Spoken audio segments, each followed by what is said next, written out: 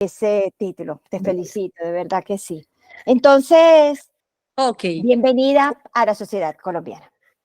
Bueno, espero que me estén oyendo y que me estén viendo la pantalla perfecto. Cualquier cosa por el interno con Janet.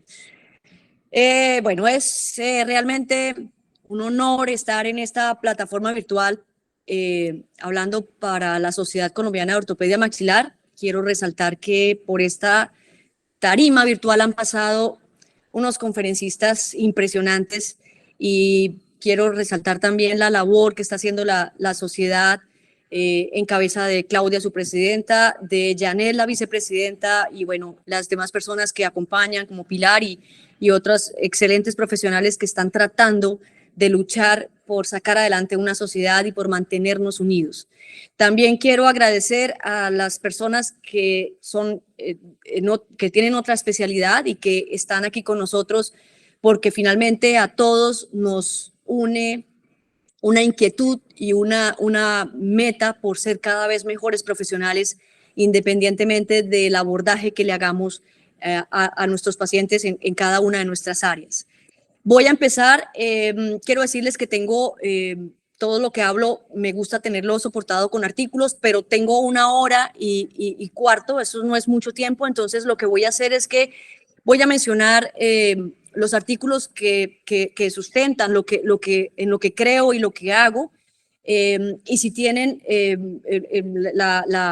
la inquietud de adquirir los artículos, con muchísimo gusto por intermedio de la sociedad o por intermedio del chat de Yaret, los hacemos llegar sin ningún problema. Toda la presentación es de ustedes, me encanta que quede grabado, esto es para todos.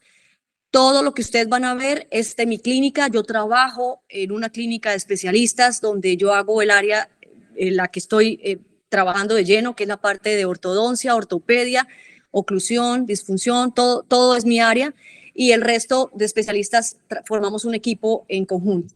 Entonces, lo que ustedes van a ver ahí son casos de mi vida.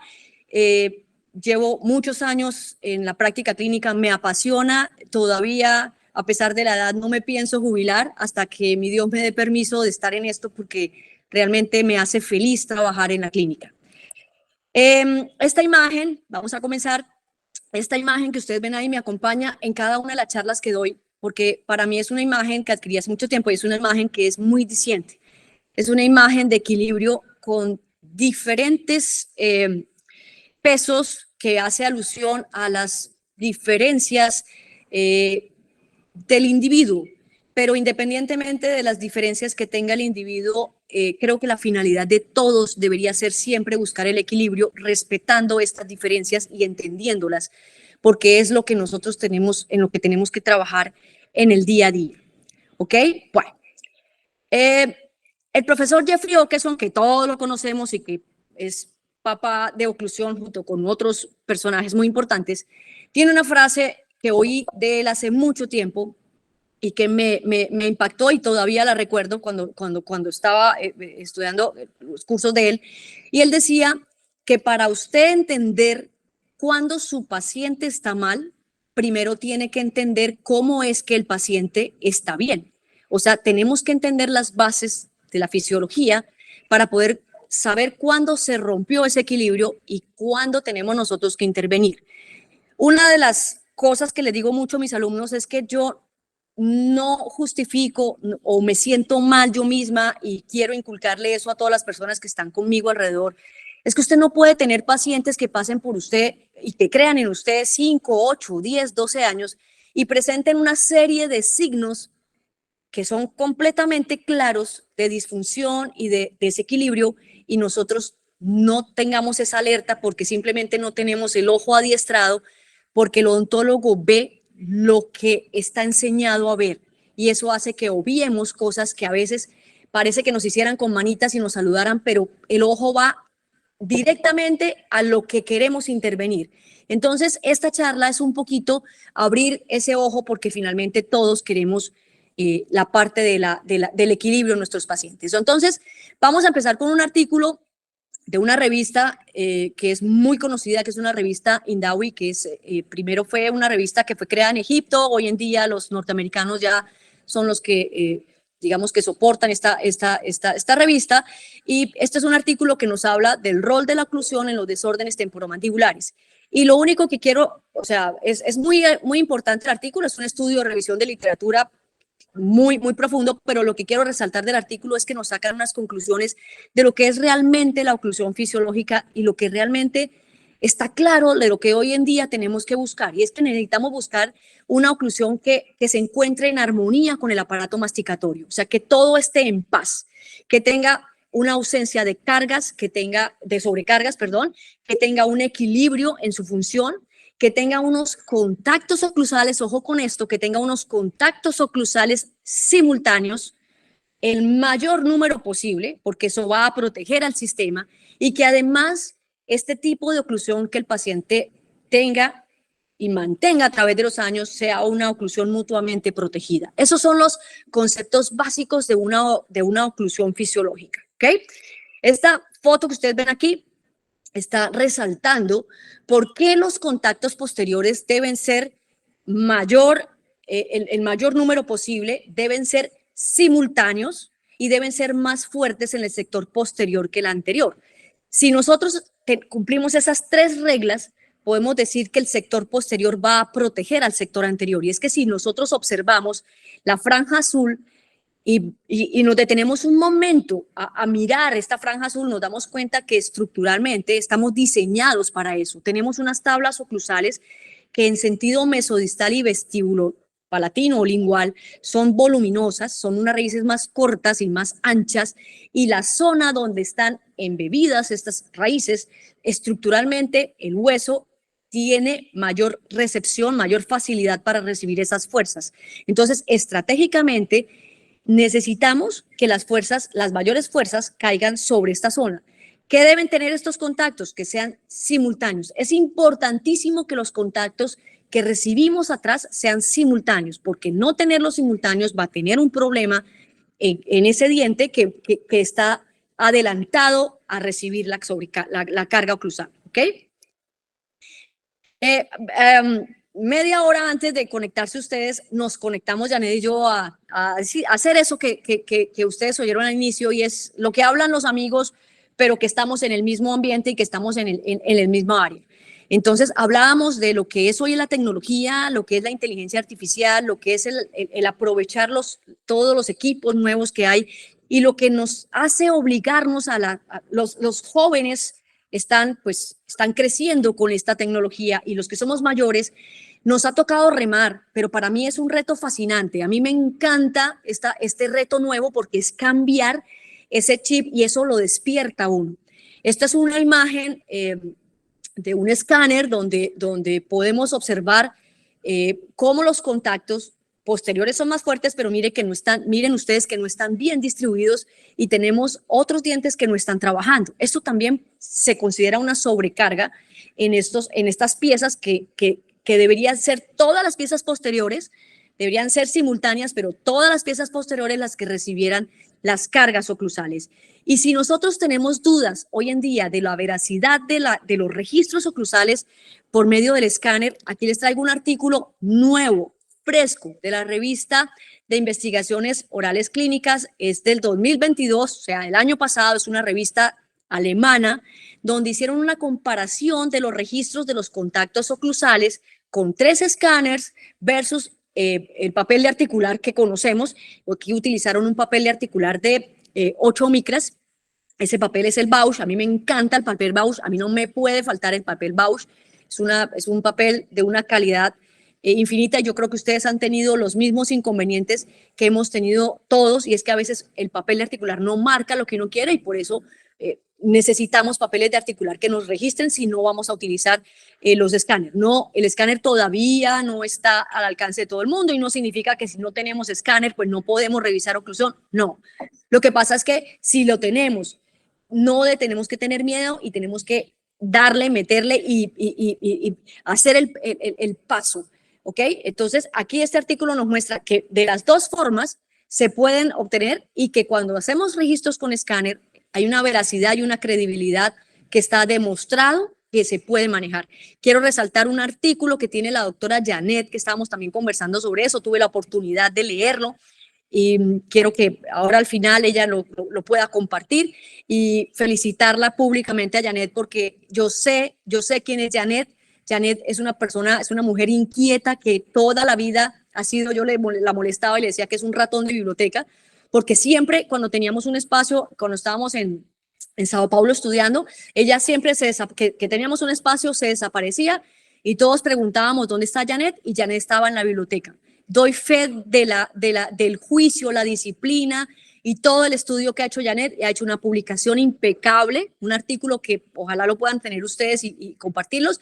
Y ahorita apareció dentro de una lista de los artículos más leídos en el momento. Se está codeando con gente muy importante, pero es que mi amiga es muy importante y yo quiero que ella al finalizar hable de ese artículo y pueda compartirlo con ustedes. Ok, sigo entonces y estoy hablando de las características de una oclusión fisiológica, porque estamos aprendiendo qué características debe tener una oclusión sana, una oclusión equilibrada, y ya hablamos de los contactos posteriores y ahora vamos a meternos en ese escabroso mundo de la desoclusión de los dientes y empezamos a tener esa dualidad que siempre ha pasado entre la oclusión, la desoclusión en grupo o la desoclusión anterior. Aquí simplemente la frase es anteriores protegen a los posteriores, porque el artículo lo decía así y porque siempre lo hemos aprendido así y porque realmente es así. Los dientes anteriores estructuralmente están diseñados para proteger a los dientes posteriores en la desoclusión. Ya vimos que los dientes posteriores estructuralmente están diseñados para proteger a los anteriores en oclusión, ¿ok?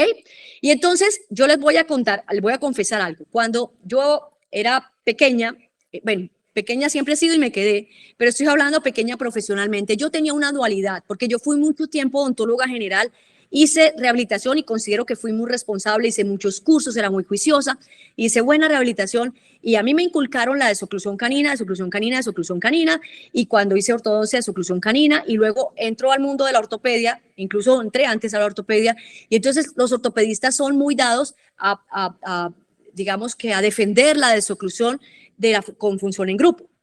Entonces, yo empecé a decir, bueno, pero es que es mala una, es que es mala la otra, ¿cuándo tengo que hacer la una o cuándo tengo que hacer la otra? Y hoy en día entendemos que nadie debe pelear con nadie, o sea, que desde que haya equilibrio, hay tiempo para todo, hay esquemas para todo, y no podemos ser tan determinantes en que todo el mundo tiene que ser en la medida de una desoclusión o de la otra. Está completamente comprobado, como lo demuestra este artículo.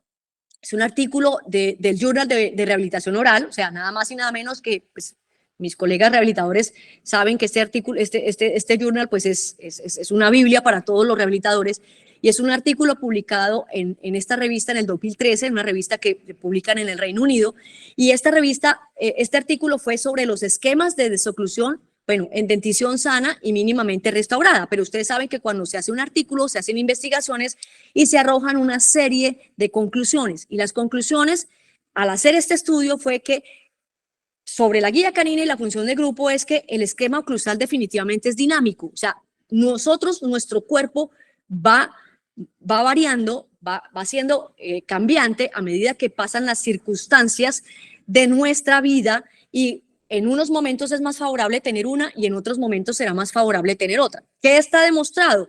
Que con el tiempo nosotros vamos a permanecer con una desoclusión canina, ojalá muy sana y muy equilibrada, y que con el tiempo, con el bastante tiempo, porque eso es lo importante recalcar, con un tiempo de verdad considerable y con el desgaste fisiológico que debe haber y que sea equilibrado, esa desoclusión canina podrá convertirse en una desoclusión en grupo. Pero para que eso pase, debe ser de verdad con el tiempo, no lo que estamos viendo hoy en día de gente muy joven con caninos vueltos nada.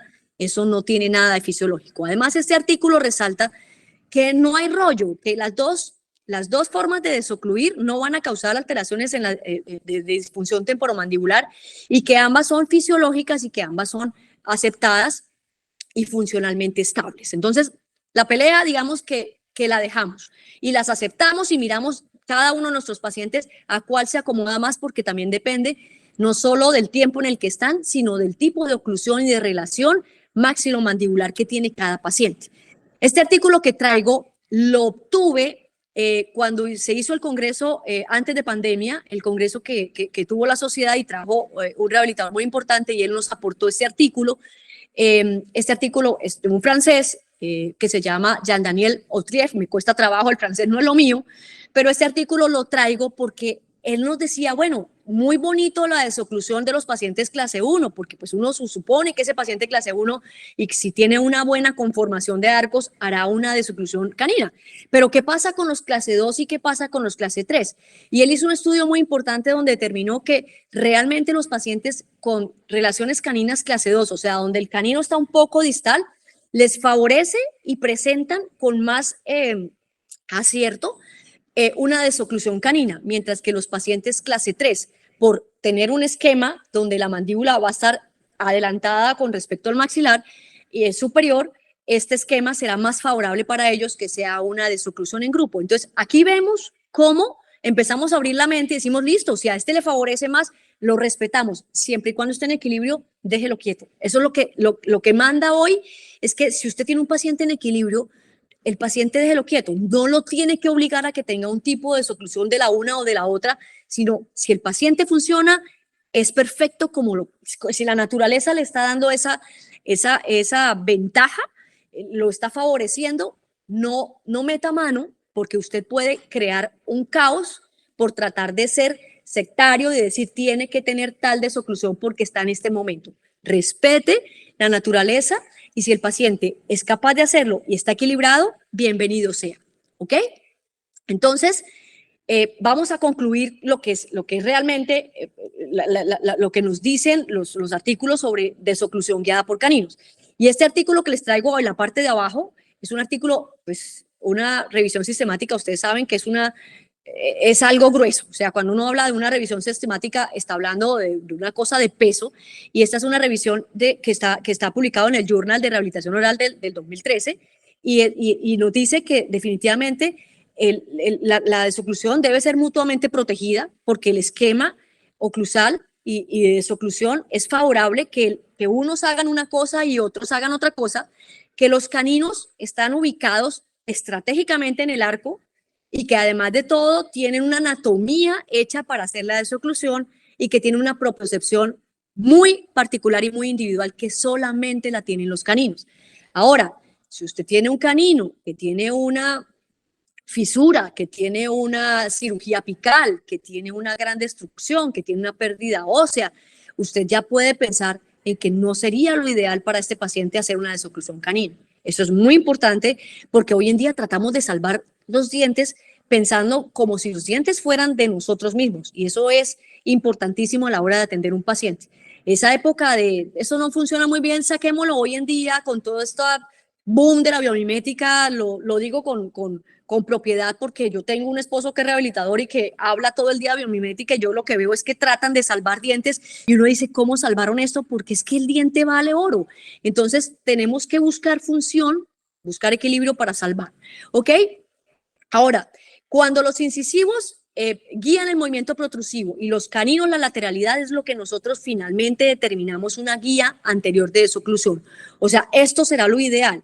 Lógicamente se da si la relación maxilomandibular lo permite, pero sería lo ideal para tener una oclusión balanceada con una desoclusión funcional. ¿Listo? Bueno, esta foto que les traigo aquí, esta imagen tiene una importancia grandísima y es que con todo el boom del diseño de sonrisa y con todo el boom estético que es válido y que cada uno tiene una relevancia en el área de la odontología y es absolutamente respetable desde que sea con ética y con criterios. Pero hoy en día todo el mundo hace cosas en la parte de enfrente y la parte posterior superior que se muera. El técnico hace cualquier cosa por detrás, cualquier anatomía por palatino y resulta que nadie entiende es que realmente lo funcional de una boca es la cara palatina de los dientes superiores junto lógicamente con las caras vestibulares e incisales de los dientes inferiores. Entonces, es hacerle ver a todos los odontólogos que intervienen en estética que la parte posterior, perdón, que la parte posterior de los dientes anterosuperiores es, digamos que para nosotros debería ser más importante que la parte vestibular. Claro, lo que el paciente ve, pues es lo que vende, pero lo que hace la parte palatina es lo que mantiene y es lo que nosotros tenemos que inculcarle a estas nuevas generaciones y bueno, a las viejas también como nosotros. ¿Listo? Ok, este videíto es simplemente para recalcar cómo esas caras palatinas cuando se construyen deben ser liberadoras. La doctora Vilma Simoes utiliza un adjetivo para la mandíbula y ella dice que la mandíbula es la reina de la casa y yo le agrego que los caninos son los reyes, porque el canino debe tener una anatomía adecuada y adicionalmente una inclinación que nos proporcione libertad para esa reina, porque la mandíbula debe tener una desoclusión, unos movimientos que sean libres, que no esté atrapada, porque es que el atrapamiento mandibular produce un caos impresionante en el sistema, ¿ok? Entonces, estoy resaltando cómo los anteriores protegen a los dientes posteriores en esos movimientos de desoclusión. Y aquí hay un videito simplemente que resume qué hacen estos dientes anteriores, la lateralidad de los caninos con unas caras palatinas que son reales y verdad, con una inclinación de esos caninos que nos permiten liberar, no caninos que queden vertical y que la desoclusión tenga que ser completamente forzada, sino es una desoclusión que sea completamente libre para que no haya sobrecargas ni haya excesos de fuerza, porque ya vimos que eso hace parte de la oclusión fisiológica. Y esta imagen simplemente reúne las dos cosas que hemos hablado. Los posteriores protegiendo a los anteriores y los anteriores protegiendo a los posteriores. ¿En qué? Los posteriores son muy buenos para recibir cargas oclusales y para frotar. Y los dientes anteriores son muy buenos para deslizar y liberar. Esto tiene que ver con anatomía radicular, el hueso donde están embebidos y sobre todo con la inserción de las fibras del ligamento periodontal. Entonces, no es al azar que los dientes anteriores deben hacer la desoclusión. Por eso, cuando nosotros decimos que los dientes, que la desoclusión se hace en grupo, estamos hablando de varios dientes que la hacen. O sea, no es conveniente que solamente un diente posterior haga la lateralidad, porque la fuerza y la sobrecarga sería muy grande. Hacemos una desoclusión en grupo es porque repartimos la fuerza y ya vamos a hablar de eso más adelante. Ok, sigo hablando de cosas importantes que deben tener los caninos, que son los reyes de la desoclusión. Esta foto me encanta porque hoy en día, con todo ese boom del diseño de sonrisa, los pacientes llegan a los consultorios a pedir a la carta cómo es que quieren los dientes. Y resulta que a muchos pacientes les parece terrible que el canino tenga punta. Y entonces piden que el canino sea igual que el lateral. Y si el operador, o sea, el odontólogo que está trabajando, no tiene el concepto de desoclusión funcional, él le va a parecer muy fácil darle gusto al paciente y eliminarle la punta al canino. Resulta que la punta del canino, que se llama plus, y que es un término reconocido universalmente para nosotros los odontólogos, los plus de los caninos es una parte funcional, es una parte importantísima que no puede negociarse.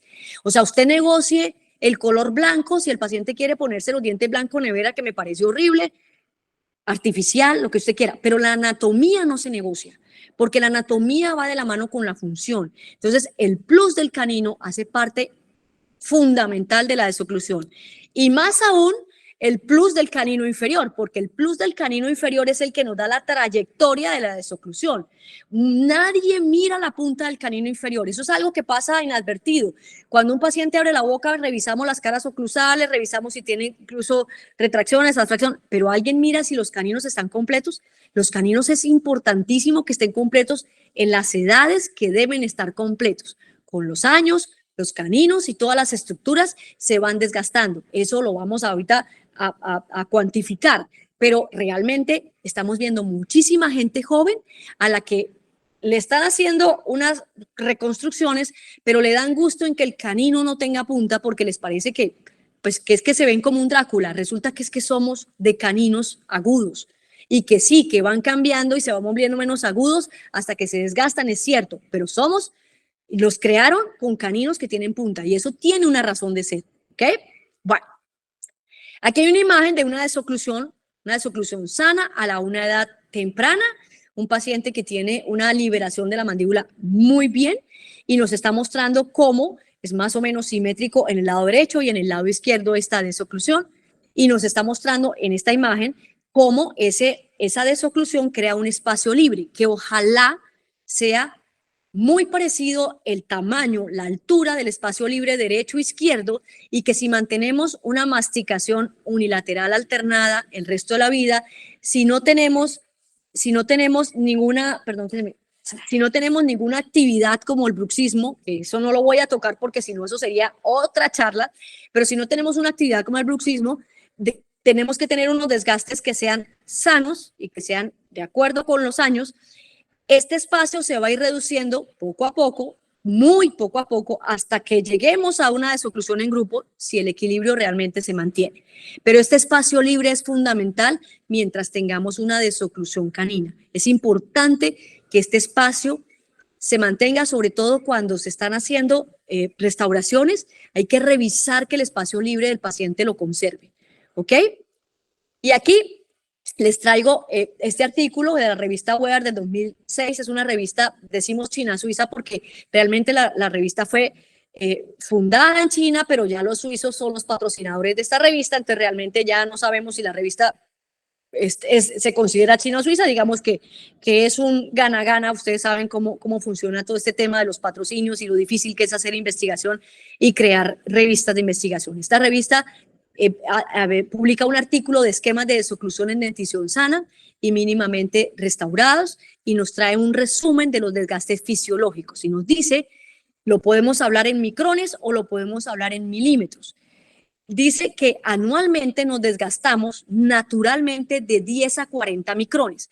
A mí me cuesta trabajo calcular cuánto pueden ser 10 o 40 micrones, pero investigando esas cosas locas que uno pone en Google para poder investigar tonterías, para poder yo hacer una comparación, yo averigüé, por ejemplo, que un cabello mide aproximadamente 70 micrones, o sea que lo que se desgasta por año es menos del grosor de un cabello, ¿ok?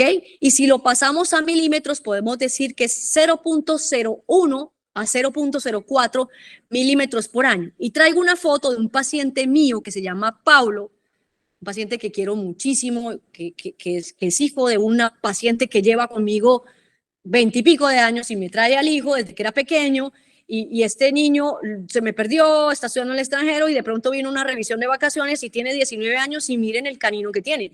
Este paciente perdió el plus del canino, tiene 19 años y yo le digo, usted tiene el canino de un paciente de 50 años. Porque si nos dicen que más o menos se nos puede desgastar de 0,5 a 2 milímetros en 50 años, es lo que mide el plus de ese canino. Entonces, esto es lo que no es normal y es lo que no puede pasar inadvertido, y no podemos decirle, sí, tú estás teniendo una actividad de bruxismo, vamos a manejar todo el tema de ansiedad, perfecto, es cierto, así hay que manejarlo, pero tenemos que hacer algo desde el punto de vista clínico con este paciente. Algo hay que hacerlo, hay que protegerlo, hay que ayudarlo, porque si este paciente no resuelve su tema de ansiedad pronto, que no se resuelve fácilmente, lo sabemos, este paciente cuando me venga a mí a los 25 no sé qué va a tener. O sea, 6 años de darle a los dientes así, esto va a ser grave para él. Entonces, es lo que no se nos puede pasar por alto, ¿ok? Le repito lo que les dije al principio, no puedo hablar a profundidad de los artículos porque si no, no termino el tema. Cuando yo hablo con esta pasión y con este entusiasmo es porque a mí este tema de verdad que me llena, es lo que hago todos los días y le entrego todo, lo poco que sé, lo mucho que sé o no sé cuánto sé, pero es una responsabilidad que siento con mis pacientes y quiero hablar de todo lo que traje para ustedes, y los artículos los pueden adquirir por medio de la sociedad sin ningún problema, son de ustedes, pero no puedo profundizar y decir cómo se hicieron los estudios porque si no, no termino, ¿ok? Bueno. Otro artículo, este es un artículo, es una revisión sistemática profunda, es un artículo que nos hacen un cálculo, una estimación del desgaste en dientes permanentes, prevalencia de atrición dental en población de 12 a 80 años. O sea, el estudio fue bien grueso. Y ellos concluyeron, imagínense ustedes, que hay prevalencia de desgaste con exposición hasta llegar a dentina del 38% de los pacientes en los que se hicieron ese estudio. Y al final del artículo hacen una anotación que a mí me parece muy importante resaltar y por eso la traigo aquí, y es decir que es fundamental establecer políticas de salud pública, cosa que realmente, por lo menos en nuestro país, no hay. En Latinoamérica poca salud pública de prevención tenemos a nivel pues a nivel dental, menos a nivel de desgaste dental, que se considera algo como pasajero. ¿Ok? Bueno. Hay una que otra frase por ahí suelta en esta presentación, y simplemente son frases que me van gustando a medida que pasa la vida, que pasa lo que uno lee, y las voy recopilando, y en cada presentación que hago en una u otra parte las voy anexando, y espero que les guste. Yo creo que alguna que otra les va a gustar. ¿Ok? Bueno, les hablé de la desoclusión canina y ahora les voy a hablar de la función en grupo. Aclaramos, igualmente válido. ¿Ok? La función en grupo, este artículo que ya lo mencioné, porque lógicamente el artículo estudió la desoclusión canina y estudió la función de grupo, y la conclusión es que la función en grupo es una función válida, es absolutamente equilibrada y es una manera de distribuir las fuerzas, pero debe ser en grupo. No puede ser de 1 o 2 dientes posteriores, porque eso no se llama en grupo.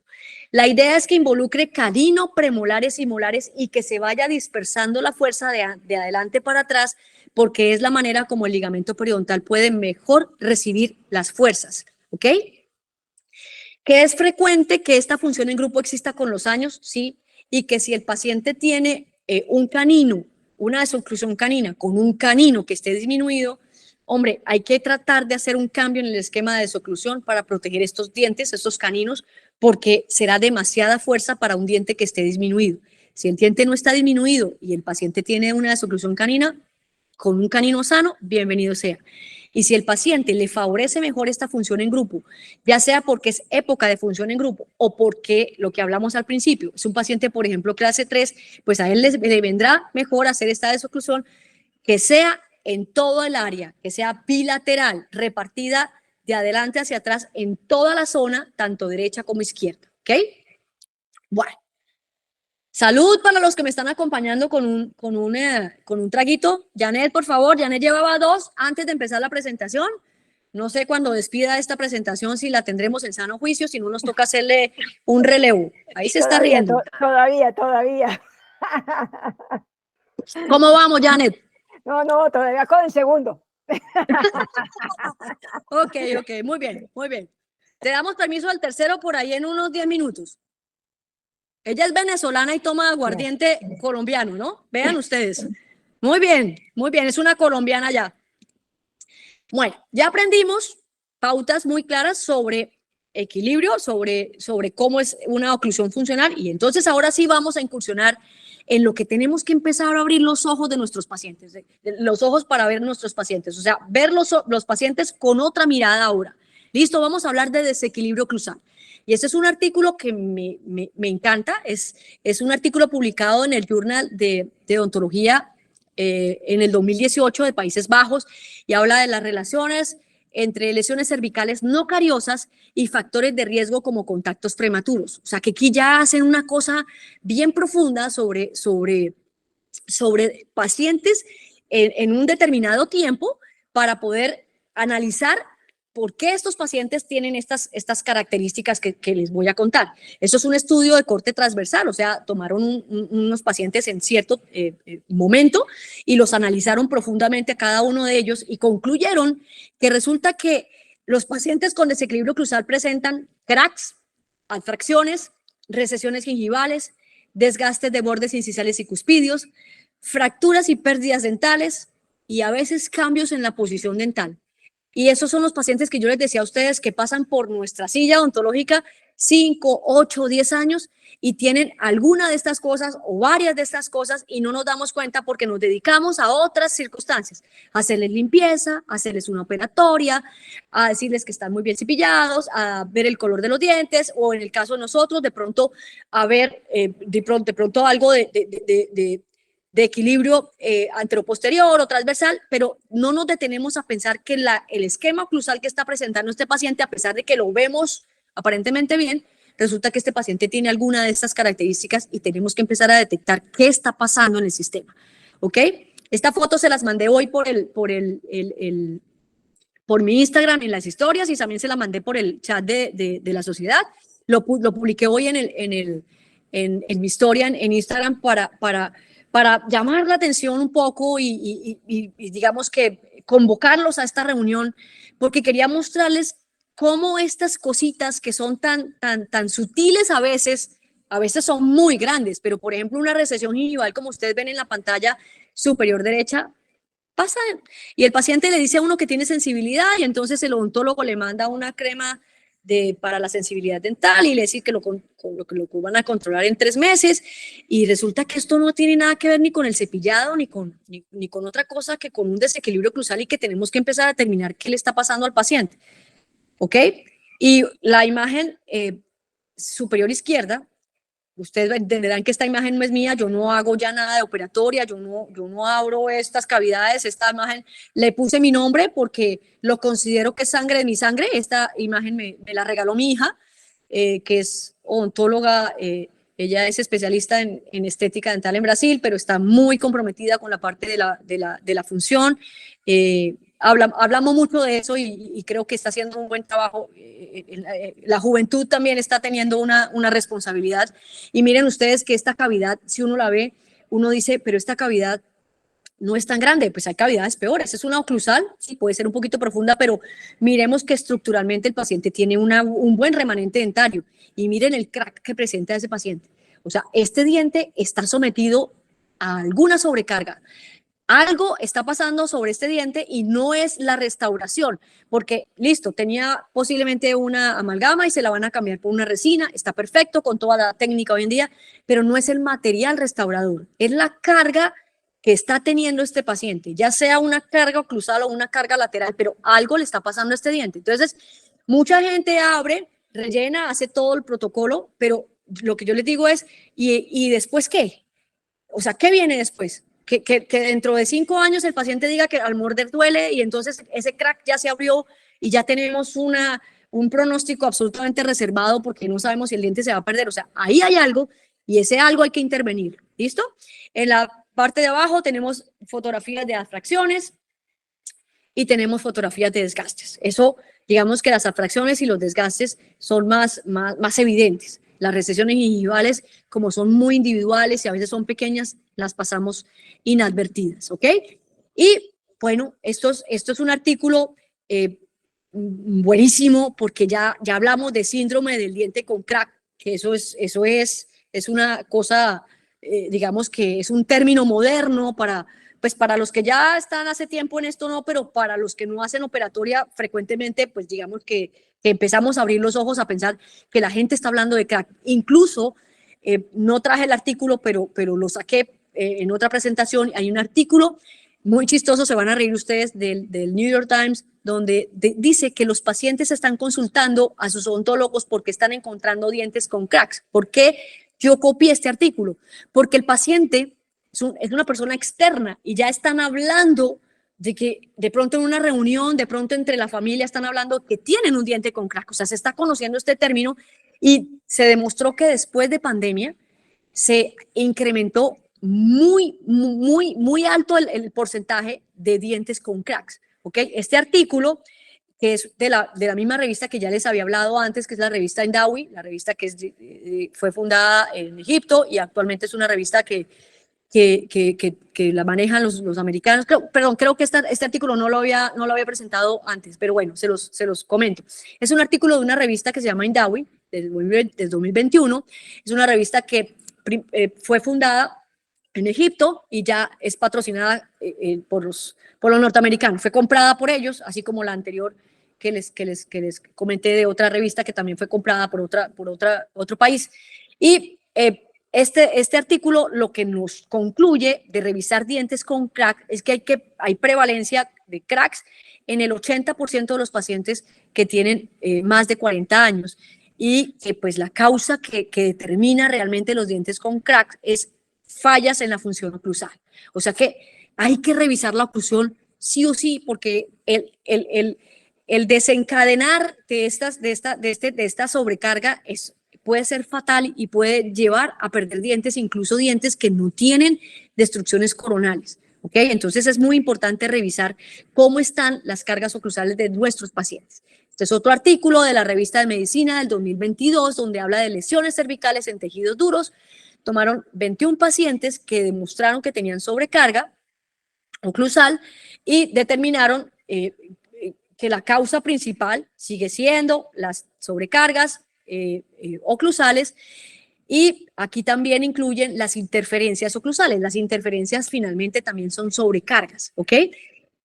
Aquí aclaran una cosa que yo siempre había visto y siempre lo veo en mis pacientes. Y yo no sé si ustedes, cuando yo les mencioné esto, también lo relacionan, y es que la mayoría de las lesiones cervicales, o sea, donde más se ven lesiones cervicales es en los premolares. O sea, los premolares son los dientes con mayor prevalencia de lesiones cervicales no cariosas. Yo lo veo muy frecuentemente cuando tomo fotografías, las amplío.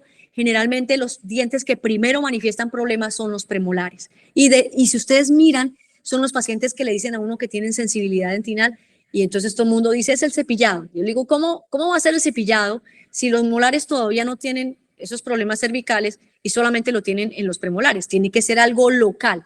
Entonces, este artículo nos hace referencia a cómo la sobrecarga oclusal lesiona los tejidos dentales, los tejidos duros, y los premolares son los que más manifiestan este tipo de lesiones, ¿ok? Bueno. No sé si los estoy agobiando mucho con artículos, pero es que me parece muy importante que todo vaya soportado en artículos y que no sea algo aleatorio. Y los artículos simplemente se los estoy mencionando. Aquí hay otro artículo que ya lo había mencionado, pero otra parte del artículo, donde nos habla que el trauma oclusal es considerado de factor de riesgo para el desarrollo de lesiones cervicales no cariosas, y que nos corrobora nuevamente que los premolares suelen ser los más afectados. Y ustedes pueden encontrar cantidades, cientos y cientos de artículos donde dice cargas oclusales, lesiones cervicales no cariosas, y fuera de eso, los premolares son los dientes que más problemas presentan por este tipo de situaciones, ¿ok? Bueno, tiempo, ¿cómo vamos de tiempo? Dios, el tiempo se está acabando, ¿ok?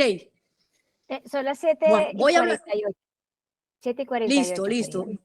Listo, ya me dijiste que tengo hasta las 8:15, ¿sí? Sí, señora, sí. ¿Cómo vamos? Ya yo tengo ¿Cómo va el preguntas. público? Uy, Dios, qué susto. Janet me va a corchar. Si no la sabemos, la investigamos. Y si la contestamos, perfecto. Listo. Ok, bueno. ¿Cuáles son los factores que desencadenan el desequilibrio oclusal? Aquí tengo dos factores que son, digamos que, los más representativos, que son los contactos prematuros y las interferencias, pero también hay factores como las ausencias de dientes, el desequilibrio del plano oclusal. Todos sabemos que esto desencadena el desequilibrio en la función, pero voy a centrarme en los contactos prematuros y las interferencias, ¿ok? Ya había mencionado este artículo, tiene varias cosas importantes este artículo, y aquí tomaron dientes con lesiones cervicales no cariosas y recesiones gingivales, y revisaron cuáles de esos dientes que tenían estas características tenían contactos prematuros. Y resulta que, miren ustedes, que sí, 7.42 tenían contacto prematuro de esos dientes que tenían lesiones cervicales no cariosas, y 7.68% de recesiones gingivales en este tipo de pacientes. O sea, es altísima la incidencia de los contactos prematuros para producir esos daños a nivel de los dientes. Entonces, es muy importante que los pacientes no presenten contactos prematuros y que nosotros nos acostumbremos dentro del examen clínico a hacer ese tipo de revisiones. Yo voy a decir algo, Janet, que me conoce, a mí me gusta hablar las cosas como son, y muchos de los que están aquí son docentes de universidad. Desafortunadamente, la universidad aleja muchas cosas de la realidad a la hora de hacer los exámenes clínicos. Los pobres alumnos tienen, no sé, una historia clínica que puede ser 8 o 10 hojas, de las cuales estoy segura que ninguno de los docentes llena esa historia clínica en su consulta particular, porque es tediosa. Pero cuando ustedes van a ver la revisión oclusal de esos pacientes, es absolutamente pobre. Les preguntan miles de cosas que yo sé que algunas, bueno, una gran cantidad podemos decir que son importantes. Yo no voy a entrar en ese detalle, pero la revisión oclusal es muy pobre, a los pacientes no los ponen a hacer una desoclusión, no les toman fotografías de las estructuras dentales para poder hacer un análisis en pantalla. Muchas veces el alumno está haciendo, primero no tiene el ojo adiestrado y luego con un espejito es lo que tiene que analizar. Nunca colocan un papel de articular para poder determinar contactos interoclusales. Nunca se mira una lateralidad, una protrusiva. Y eso es lo que yo quiero que hoy en esta charla quede claro, que realmente el examen tiene que ser integral porque esto es lo que está destruyendo nuestros dientes, ¿ok? Bueno. No puedo dejar de traer imágenes digitales porque es en lo que tenemos que cambiar nuestro chip. Aquí tenemos 2 imágenes digitales de contactos oclusales. En la parte izquierda de sus pantallas ven un contacto prematuro, cómo se observa. En el programa que nosotros tenemos al manejar nuestro software no sale exactamente así, pero nosotros lo que hacemos es que para fines didácticos lo rellenamos para que sea más claro. Pero sí se ve en el contacto prematuro, lo puede uno determinar con el escáner y al hacer un registro interoclusal. Entonces, en la parte izquierda ustedes ven un contacto prematuro y en la parte derecha, esta imagen ya la habíamos visto al principio, es simplemente que hay unas cargas oclusales que no están bien repartidas porque hay 3 dientes que prácticamente posteriores que no están funcionando. Entonces, acuérdense ustedes que estas cargas oclusales deben ser simultáneas para que no haya contactos prematuros, repartidas en todas las cargas oclusales, en todas las caras oclusales. Y hay una cosa que no les había dicho y es que los tamaños deben ser más o menos proporcionales. No deben haber unos muy grandes en un lado y otros muy pequeños en el otro, porque significa que simplemente va a haber un contacto prematuro, ese diente que tiene un área muy grande de contacto. ¿Okay? Esta imagen me encanta y creo que se las mandé también la publiqué hoy en historias. Ok, y voy a pasar de los contactos prematuros a interferencia. Les dije que estoy hablando de 2 cosas que son más evidentes, sin descartar la ausencia de dientes y rebordes marginales desequilibrados y bueno, muchas cosas que producen daño a nivel de la función oclusal, pero las interferencias digamos que es algo de todos los días, las interferencias, y son fáciles de detectar desde que nosotros le dediquemos un poco de tiempo. Ok, esta es una imagen de una interferencia en una protrusiva. El paciente hace protrusiva, no le funciona su sector anterior y simplemente la protrusiva la está haciendo con la cúspide distolingual de un 37. ¿Qué es una interferencia? Realmente una interferencia es un bloqueo. Es cuando yo quiero ir de aquí a la esquina y voy por la vía normal o encuentro un bloqueo y tengo que o destruir ese bloqueo, que si tuviera un carro muy potente lo podría hacer, o debo tomar otra vía alterna. Eso es lo que se hace ante una interferencia. Una interferencia realmente es un bloqueo que nos impide hacer los movimientos de lateralidad, o sea, los movimientos excursivos, ya sea de protrusiva, perdón, o de lateralidad, o sea, movimientos excursivos bloqueados. Eso es una interferencia, ¿ok? Este artículo ya lo había mencionado y este artículo trae una partecita sobre interferencias post-tratamiento. Qué importante esto cuando se hace operatoria del día a día. Yo sé que todo el mundo, cuando hace operatoria, pues lo mínimo que hace es tomar un papel de articular y medir los puntos de contacto. Yo confío que todo el mundo lo hace, pero lo que nadie hace es revisar las lateralidades, tanto derecha como izquierda, y la protrusiva. Y aquí es donde aparecen las interferencias que son hechas de la misma operatoria y que es sencillísimo de retirar. Yo les recomiendo siempre a los alumnos, tomen papel articular de 2 colores y los puntos de contacto háganlo por el lado azul y las lateralidades y protrusivas por el lado rojo para que identifiquen dónde está el punto de contacto y dónde son interferencias en movimientos, en movimientos excursivos.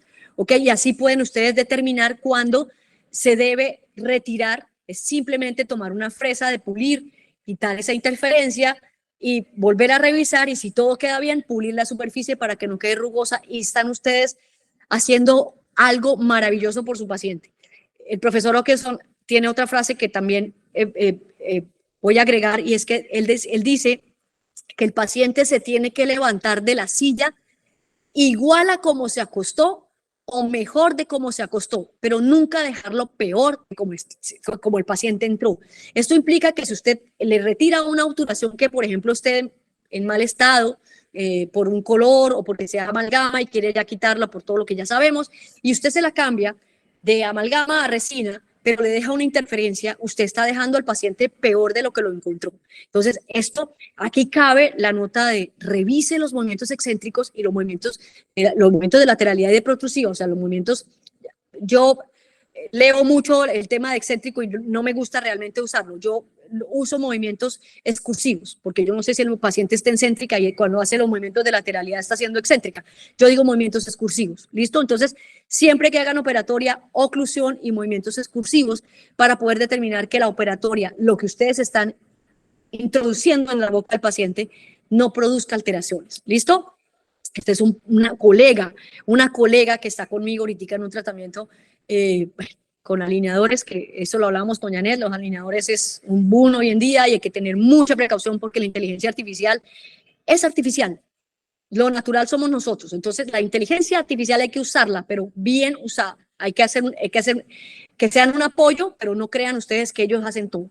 Nos toca a nosotros tener unos fundamentos para poder aplicar esa inteligencia de una manera correcta. Ella está ahorita conmigo porque ella no quería una ortodoncia convencional y simplemente se dio cuenta. Tiene una sonrisa divina, es una mujer preciosa, pero se está destruyendo sus dientes en los movimientos de lateralidad y de protrusiva. Entonces tiene en las excursiones que hace con su mandíbula, tiene unos tropiezos y unas interferencias y miren lo que les está pasando a nivel cervical. Tiene unas lesiones, tiene adfracciones severas, muy severas, con una sensibilidad que la tienen destrozada. Entonces, esto sucede en los pacientes que tienen interferencias a la hora de hacer los movimientos que hablamos. Este es un caso de un paciente muy joven. Este muchacho está en Bogotá haciendo su maestría, tiene 20 y tantos años y miren lo que les está pasando.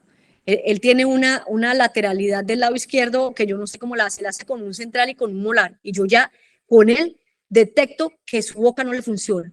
Ahora, él sonríe y sonríe muy bien y alguien le podrá decir, ay, mire, ¿por qué no se hace una modificación anatómica, un recontorneo anatómico del 22 que le va a quedar divino y seguramente le queda divino? Pero los ojos no deben ir más allá. Los ojos deben mirar en cervical del 21 y en cervical del 26, que son los dientes que están haciendo la lateralidad de ese lado y ellos no están para soportar esas cargas y debemos hacer una modificación real para ese paciente. ¿Ok? Bueno, ¿qué más causa interferencia? Pues eso lo sabemos clínicamente a través de los años. Los dientes que no tienen antagonista. Eso es un artículo del Journal británico del 2004. Es un artículo que nos habla sobre la incidencia que produce la sobreerupción, la incidencia de sobreerupción en las interferencias de los dientes sin antagonistas. O sea, lo que pasa cuando un diente no tiene antagonista y hacemos unos movimientos ya sea de protrusión o de lateralidad, pero en este caso nos concluyen que donde más problemas hay en estos dientes sin antagonista es en la protrusiva y es evidente. Aquí está claramente este paciente, esto es una imagen de un escáner, de una plataforma de Invisalign, pero nos está mostrando aquí cómo un paciente tiene un 16 sin antagonista, la extrusión está causando una interferencia notoria cuando va la mandíbula hacia adelante y el choque que tiene el 47 con ese 16 es monstruoso. Y es porque el diente no tiene antagonista. Entonces, este artículo es muy, muy importante. Es un estudio de prevalencia sobre este tipo de casuística. ¿Ok? Y aquí, pues este video creo que lo conocen todos. Es un video que tenemos, yo creo que desde pregrado. Yo lo tengo, a mí me gusta mucho porque me parece muy... El video es malito, ¿no? La calidad ya es que es muy viejito. Pero esto que pasa es cierto y muchas veces los pacientes no se quieren hacer extracciones de cordales porque dice, yo la tengo sana, déjemela ahí. Es que el problema de la cordal no es que esté sana o esté dañada. El problema de las cordales es las interferencias que producen. La cordal, si no tiene un antagonista y fuera de eso no está bien alineada, son dientes que se tienen que ir. Yo veo muchísimos pacientes con interferencias en cordales. No me considero extraccionista, pero sí considero que reviso muy bien la función, coloco papel de articular, hago protrusiva, hago lateralidad, y si el diente hace interferencia se va. Y si el diente no tiene antagonista, aún más. Son dientes que realmente no deben permanecer en boca. Ok, bueno. Ok, este es un video que lo tengo del libro del profesor Aníbal Alonso. No sé si ustedes conocen a ese profesor, yo creo que sí, por lo menos las personas que trabajan en rehabilitación, pero se los recomiendo. El libro de él se llama Desoclusión. Ese libro tiene códigos QR y es de lo que yo he leído de oclusión el libro más fascinante para devorárselo, porque es un libro para cualquier odontólogo. Aprender de oclusión de una manera muy integral es de verdad que es un libro fascinante. Este libro tiene este video que nos dice lo que puede pasar cuando un paciente tiene interferencia, y es si el paciente tiene una interferencia cuando hace una lateralidad, por ejemplo, en este caso hacia el lado izquierdo, esto podría ser un 14 con un 44, el diente puede sufrir fractura. Esa interferencia puede convertirse en un movimiento y puede convertirse en un desgaste, ¿ok? Faceta de desgaste, fractura o movimiento del diente. Cualquiera de esas tres características puede pasar a la hora de una interferencia. ¿De qué depende? De la magnitud de la fuerza y de lo integral que esté ese diente. Si el diente tiene una restauración muy grande, pues será más propenso a las fracturas. Si el diente está muy entero, será muy propenso a las facetas. Y si el diente tiene un ligamento periodontal que no sea muy fuerte, tendrá, o muy estable, será propenso a tener un movimiento en posición, o sea, en cambiar de posición para esquivar esa fuerza. ¿Ok?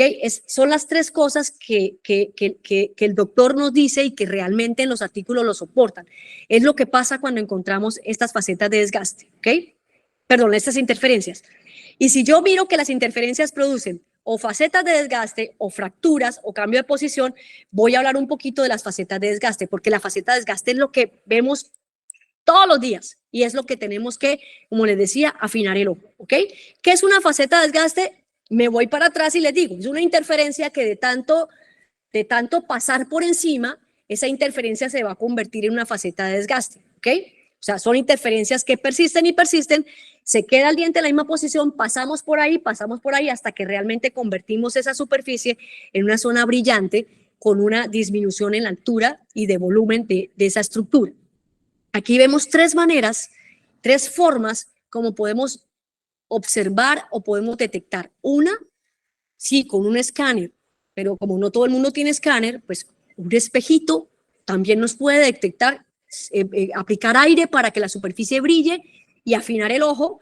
Y lo otro que podemos utilizar también son los modelos, porque en los modelos, en las impresiones, sale la superficie aplanada y como a veces hay un desgaste con una cavidad pequeña, se ve como una especie de burbujita. Y eso es una faceta de desgaste. Cuando ustedes tengan una faceta de desgaste, ahí hay algo. Ahí hay algo, hubo una interferencia, ya se convirtió en faceta, pero hay que saber qué vamos a hacer con ese diente, ¿ok? Otra foto clínica, las interferencias se pueden ver como ustedes están observando aquí en el 1.17, donde la cúspide palatina ya se está reduciendo, o simplemente colocamos papel articular y vemos esas superficies como circulares, brillantes. Significa que el contacto no es un contacto de punto, sino de área, porque ya ha habido un desgaste. Entonces, afinemos el ojo y detectemos estas facetas de desgaste que fueron anteriormente unas interferencias, ¿ok? ¿Cuándo vamos a encontrar facetas de desgaste como un resumen de lo que estamos hablando? Pues hay una faceta de desgaste finalmente cuando la guía anterior no funciona, o sea, esa faceta de desgaste ha sido antes una interferencia. ¿Cuándo tenemos interferencia o faceta de desgaste? Pues cuando la desoclusión no se puede hacer con los dientes de adelante y la estamos realizando con los dientes posteriores, ¿ok? ¿Cuándo también se puede presentar una faceta de desgaste? Cuando, a pesar de que tenemos una buena guía anterior, pues hay algo atrás que no me permite realizar una buena desoclusión. O sea, en este caso, una interferencia, ya sea porque el diente, por el esquema oclusal, porque hay una rotación, porque la curva de ese diente está más alto, eso obliga a que se produzca una interferencia que se va a llevar, que va a producir, que va a terminar, a finalizar como una faceta de desgaste.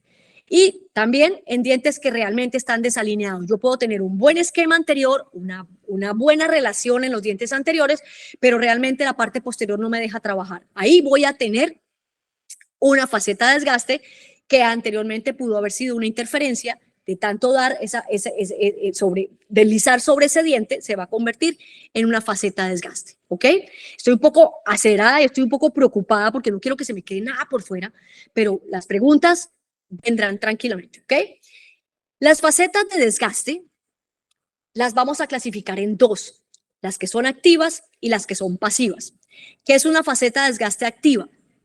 Cuando yo le pido al paciente, oiga, mueva por favor la mandíbula hacia un lado y yo observo que la faceta de desgaste se está produciendo, se está generando y la entiendo y digo, mire, es que el diente está pasando el superior sobre el inferior y le tomo un espejo y le digo, mire, paciente, usted está desgastando ese diente porque el diente de arriba con el diente de abajo, cuando usted mueve la mandíbula, casan y se ven perfectamente, eso se llama una faceta activa, o sea, está en este momento produciéndose y si no se hace algo, se va a seguir produciendo. Se llama activa por eso, porque se está generando y tiene un futuro de mayor desgaste hasta que aparezca otra en otro lado y aparecerá otra nueva faceta de desgaste. Pero en ese momento, cuando son coincidentes, las llamamos activas, ¿ok? Estas facetas de desgaste activas no se pueden reparar, porque usted cualquier material restaurador que le coloque, lo va a tumbar.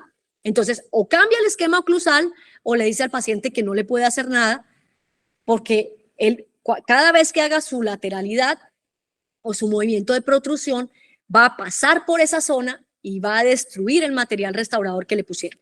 ¿Ok? Y las facetas de desgaste pasivas, ojo con esto porque yo sé que aquí hay ortodoncistas, estas facetas de desgaste pasivas son aquellas facetas que fueron facetas activas, pero que cuando cambiamos el esquema oclusal, ya podemos restaurarlas. Y aquí los ortodoncistas, ojo con esto, porque estas facetas apenas se puedan restaurar, es muy importante hacerlas, mejorarlas, agregarlas. No podemos terminar los tratamientos de ortodoncia con los dientes completamente destruidos y que termina la oclusión y luego cuando se manda al rehabilitador o cuando se manda al odontólogo general, él ya no va a tener el espacio para poder crear un diente de una manera, de una altura y de una anatomía real, porque usted termina de ajustar la oclusión con esos desgastes y no le va a permitir que el paciente se reponga lo que el paciente se desgastó. Entonces hay que tener muy claro en la planificación, decirle al paciente, yo voy a abrir la mordida, yo voy a crear un overjet, yo voy a crear un overbite y cuando el espacio esté, es muy importante interactuar con la persona que va a restaurar y volver a rellenar lo que perdió. Muchas personas dicen, ay, pero yo para qué me voy a hacer ese agregado si yo luego me lo voy a volver a desgastar. Primero no lo sé, porque nosotros sabemos que la actividad del bruxismo tiene unas connotaciones emocionales que pueden, digamos, que tener altibajos y se pueden manejar de maneras pues, especiales. Pero lo otro es que yo, la manera como convenzo al paciente es decirle, mire, ¿usted qué prefiere? ¿Seguirse desgastando el esmalte dental o si se llega a presentar que se desgaste la restauración, pues usted viene en 2 años y vuelven y le hacen un borde o vuelven y le hacen una cúspide?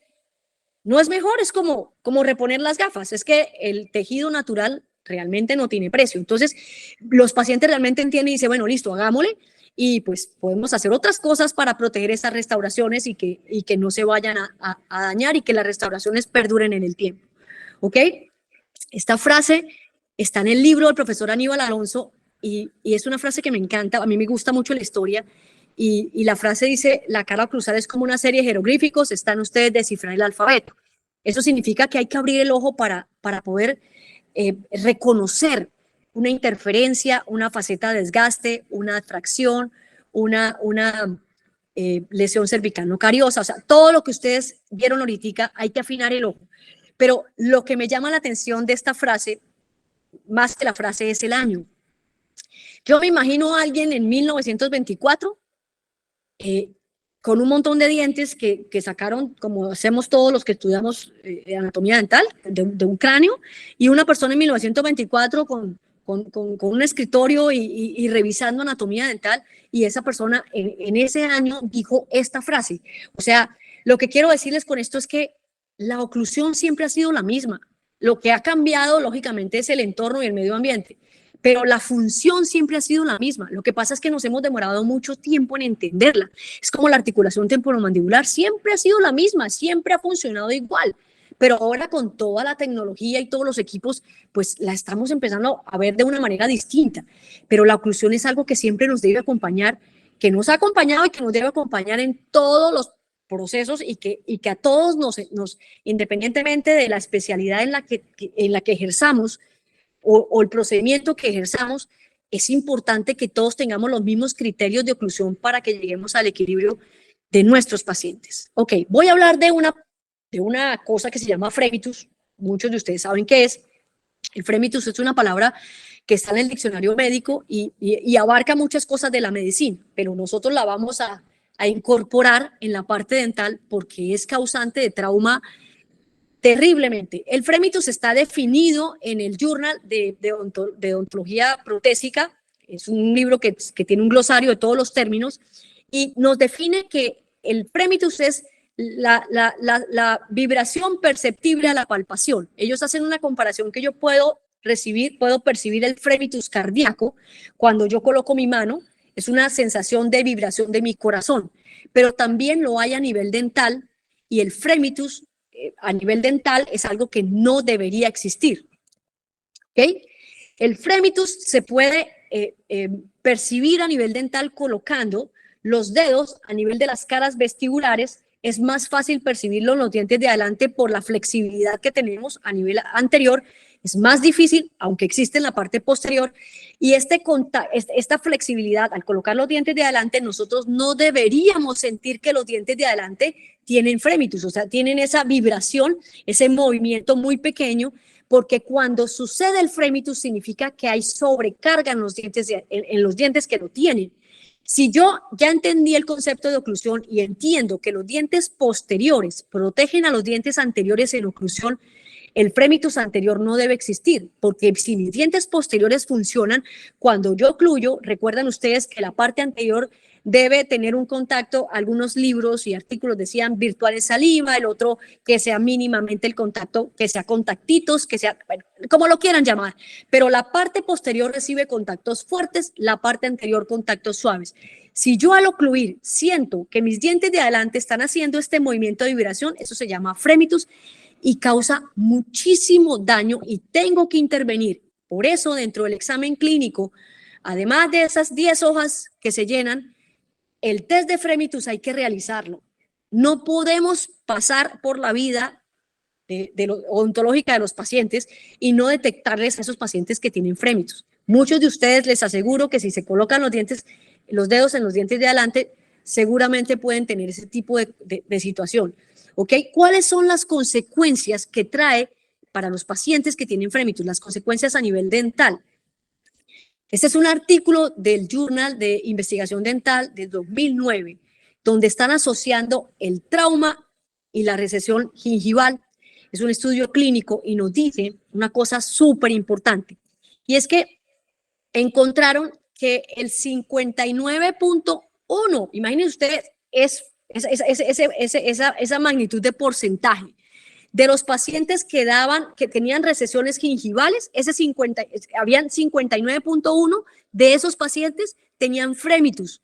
O sea, revisaron pacientes con recesiones gingivales y de esas pacientes con recesiones gingivales miraron quiénes tenían fremitus y el casi 60% tenían fremitus. O sea, el fremitus es precursor de recesión gingival.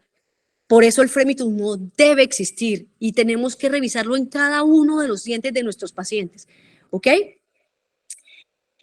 Lesiones cervicales por alteración funcional, pacientes con fremitus en la parte posterior, es más difícil porque la sensación de vibración en la parte posterior no es tan clara, pero muchas veces el paciente le hacen, por ejemplo, una operatoria y el paciente llega y le dice a uno, es que yo me pongo el dedo aquí, cuando yo muerdo yo siento algo en ese diente. Y eso se llama fremitus.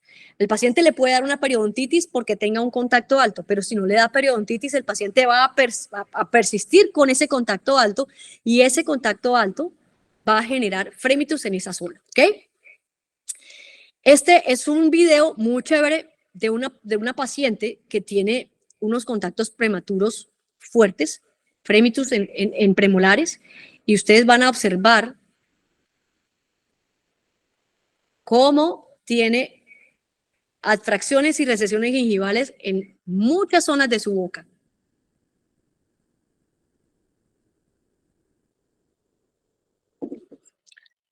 Fantástica la tecnología. A mí me encanta. Todo esto, la tecnología me encanta. Entonces, estamos hablando que produce el fremitus, produce recesiones gingivales, puede producir dispersión anterior. Muchos me dicen, listo, ¿yo cómo sé que tiene fremitus? Colóquele papel articular. Miren ustedes, al colocar papel articular en este paciente, papel articular simple y sencillo, revisen la oclusión en el sector anterior y compárenla con el sector posterior. Eso fue lo que, la foto de arriba, eso es lo que tiene ese paciente, papel articular en su boca. Y miren los contactos anteriores, acuérdense que hablamos, una oclusión equilibrada, una oclusión funcional, debe tener contactos posteriores más fuertes que los anteriores. Si ustedes miran la foto les dice clarísimo lo que está pasando con los dientes anteriores. Los dientes anteriores están recibiendo la fuerza de oclusión. El paciente cierra y los dientes de adelante, si yo le hago el test de fremitus, colocándole los dedos en la parte de enfrente, yo siento que los dientes hacen esto. ¿Y qué ocasiona esto? Pues que se pueden dispersar, pueden causar recesiones gingivales, que ya la vimos en la foto anterior. En otros pacientes causan espacios. Son esos pacientes que le dicen a uno, doctor, yo no tenía los dientes separados y se me están separando. Eso causa la sobrecarga en el sector, en los dientes. Otro caso de diastemas, ¿ok? Una foto hermosísima de un paciente con un fremitus en los dos centrales, complicadísimo. ¿Qué más puede causar?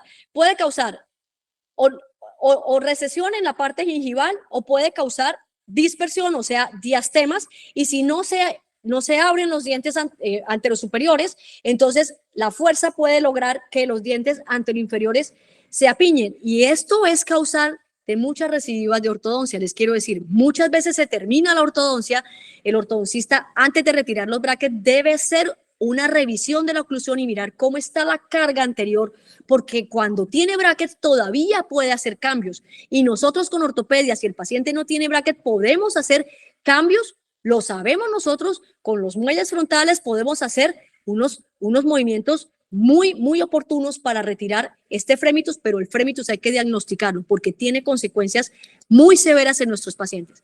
Dije recesiones gingivales, dije dispersión anterior, apiñamiento anteroinferior, y también puede haber movilidad y pérdida de soporte óseo. Miren ustedes esta oclusión traumática, a este paciente le hicieron 2 coronas, nadie le revisó la oclusión, le empacaron 2 coronas, lo mandaron para la casa, pasaron los años y el paciente llega con dolor, movilidad, coloca uno un simple papel articular y miren por palatino de esos dientes la cantidad de contacto en los 2 centrales, y fuera de eso con cerámica. Calculen ustedes el trauma para los dientes antero-inferiores, ¿ok? Entonces, esto no puede seguir pasando en nuestros pacientes, tenemos que revisarlo y tenemos que detectarlo. Es una manera distinta de ver la odontología, pienso yo. Ok, ¿cómo puedo yo intervenir para poder, Janet, ¿cómo voy de tiempo? Me dice si paro. Ya son las 8:20. ¿Listo? Si quieres, cierro aquí. No. No, si quieres, termínate tú. No, termínalo, claro. No, vas por la 68. Vas por la 68. ¿Están todos o se fueron? Y yo estoy hablando sola. No, estamos todos. No, estamos aquí. Si quieres, date, porque Dime. creo que vas por la diapositiva 68, ¿cierto? No, mira. Creo que sí. Pero puedo parar, puedo terminar este tema y cierro y no hay problema. ¿Terminas este? Sí, porque eran 100, ¿Listo? ¿te acuerdas? Sí. No voy a hablar de papel articular, lo podemos dejar para otra ocasión. Cuando me vuelvan a invitar. Exacto, listo. ¿Para qué me invitan si saben cómo me porto? Dice la frase. O sea que ya estás invitada, Yolanda. Lo importante es que estén enganchados y que yo no esté hablando sola, porque eso sí sería muy triste. No, ya vamos por el tercero. Ya vamos por el tercero. Estás demorada, Janet. Tercero ya, mejor dicho, muy pobre. Ok, ¿cómo puedo yo intervenir para devolver un equilibrio oclusal en mis pacientes? Pues yo tengo que ver primero qué puedo manejar yo, en qué soy hábil para que pueda ayudar a mi paciente, y si no soy hábil en lo que yo creo que le pueda servir, pues puedo remitir. Es que somos integrales y somos unas personas éticas donde si yo no hago algo y sé que alguien lo hace mejor que yo, pues yo lo puedo remitir, pero el paciente va a quedar muy agradecido y con mucha confianza para siempre de lo que yo le recomiende a él. Entonces, yo puedo hacer varias cosas, y hay una técnica que no la inventé yo, que se llama técnica CAS, es del profesor Aníbal Alonso, el maestro de los maestros en oclusión, se lo recomiendo. El libro de él se llama Desoclusión, lo consiguen es muy, muy popular e incluso creo que lo tienen en Amazon, es un libro lindo, se llama Desoclusión y él tiene esta técnica que se llama técnica CAS y yo le puse pues técnica CAS más pistas, porque pues la técnica CAS es cómo puedo yo intervenir, cómo yo puedo ayudar y fuera de eso le voy a colocar unos aparatos que en mi caso son pistas porque es lo que más amo para este tipo de casos.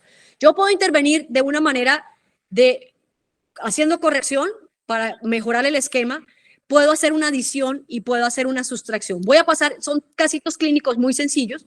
Yo puedo hacer corrección con ortopedia. Sabemos todos cómo unas pistas con Equiplan funcionan súper bien para hacer un levante en la dimensión vertical, una corrección de dimensión vertical y puedo trabajar en sentido anteroposterior muy bien y puedo mejorar y evitar fremitus y puedo mejorar el sector posterior que me va a ayudar para que sea un sector anterior más funcional. Puedo utilizar alineadores, cosa que es un tema terriblemente, para unas personas es una cosa espantosa. Yo quiero decirles que hay que abrir la mente y aprender y tomar lo bueno y aportar a lo que a uno no le gusta para cambiarlo, pero la ciencia está ahí, la tecnología está ahí y tenemos que aceptarla y ver los beneficios con responsabilidad. Esto es un caso netamente con alineadores de un paciente que ya no quería ortodoncia, ya no quería más, se hizo un cambio simplemente para eliminarle el fremitus y yo creo que fue un cambio muy lindo para ese paciente.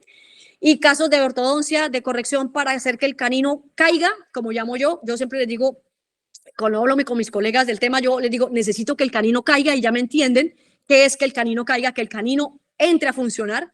Es un paciente que si usted le dice que necesita ortodoncia, le va a decir que no, porque se ve bonito, pero no funciona. Entonces, son técnicas de corrección para mejorar el esquema oclusal. Y me voy a la adición, que esto es muy bonito, y es, yo no lo hago, pero tengo un equipo que lo hace, es cómo puedo dar un acople a los caninos cuando no lo hay, y puedo hacer agregados en resina. La resina es fantástica, es algo muy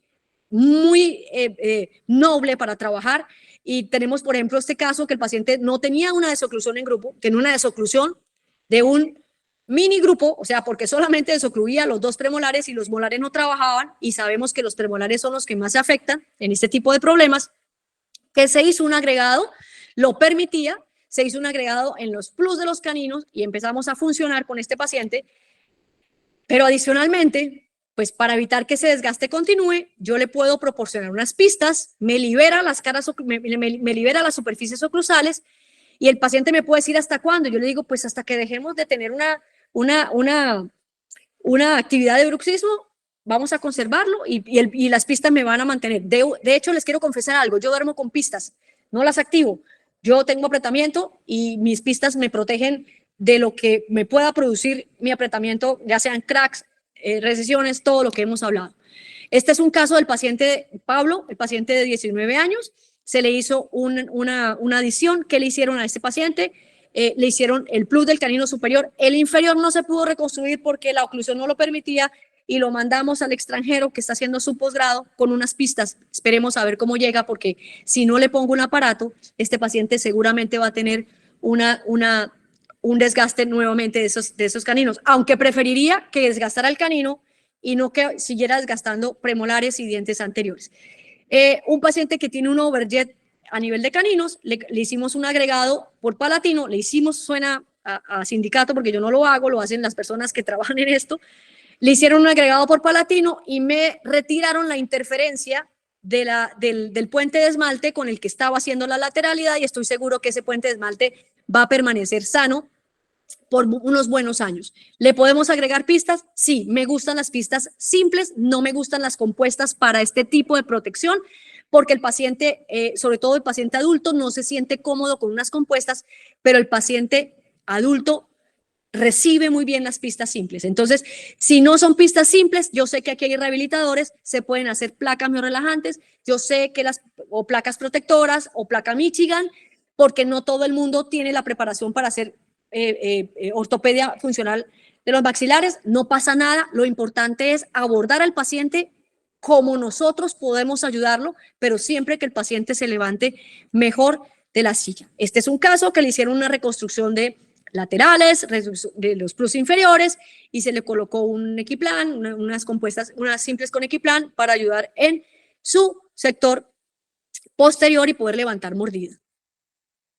Otro caso igual, Y el último de sustracción son dos pacientes que le hicimos simplemente, un paciente que le reconocimos una interferencia en una restauración que le hicieron, simplemente con papel de articular, miren la ayuda que le hicimos, se retira esa interferencia para que no siga produciendo y después de retirar la interferencia sí le pueden hacer la resina que se necesite para la parte cervical si tiene cavidad y si no simplemente controlar si lo que tiene es retracción.